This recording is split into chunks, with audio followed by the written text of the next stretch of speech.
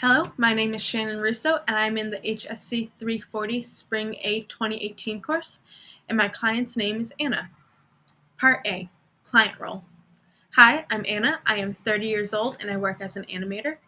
I recently had my yearly physical, and during it I filled out a health risk assessment and noticed that my blood pressure was higher than it should have been. My blood pressure was 134/85, and while it's not dangerously high, it is on the cusp of being at risk, and is something I need to get under control now if I want to avoid complications later on.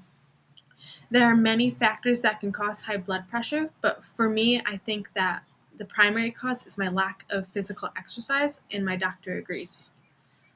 Being an animator, I sit a lot and I sit for a very long time. And by the end of the day, I just do not have the time, energy, or desire to work out. But now that I know I have high blood pressure, my health has become something much more real to me. It is not something I can just put off till I have the time, energy, or desire. I need to start taking care of myself now, especially seeing as if this goes left unchecked, it could lead to a heart attack or stroke. I know that recognizing that you need to change is the first step towards change, but personally, I also need to make environmental changes to promote and sustain the new behavior. Without stimulus control, I would not be able to stay on track with changing my behavior. I just do not have the motivation within me to stay consistent, so I need to find and create that motivation around me. I think that some changes I could make would be to take the stairs rather than the elevator, making sure I don't sit for too long, and even walking during my lunch break. I know that once I start making a point to be more active, not only will I feel more confident and not so lethargic, but my blood pressure will go down, which is my ultimate goal. Part B, Health Coach. Hi Anna, I'm Shannon Russo, your health coach, and I am so glad you have decided to make a healthy lifestyle change. I looked over HRA and reviewed your video, and I can see that you have done your research and have already thought of ways to change, which is wonderful because it shows that you are truly ready and committed to changing. You mentioned stimulus control, changing your environment to promote change, and all of your ideas were sustainable and attainable. Sustainability is an important factor to consider when making long-term changes. Many people look at the big picture rather than the day-to-day tasks, and they begin to feel that their goal is too far away, that there's too much to do, that they'll never make it, and they end up giving up. They just feel overwhelmed. But your ideas and actions are not overwhelming. They are attainable each day, so good job.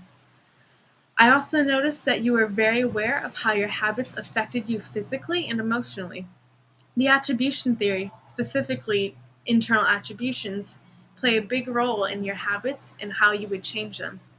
You seem to understand that your hypertension was caused because of your habits or behaviors, and therefore you know that you need to change yourself in order to fix the condition.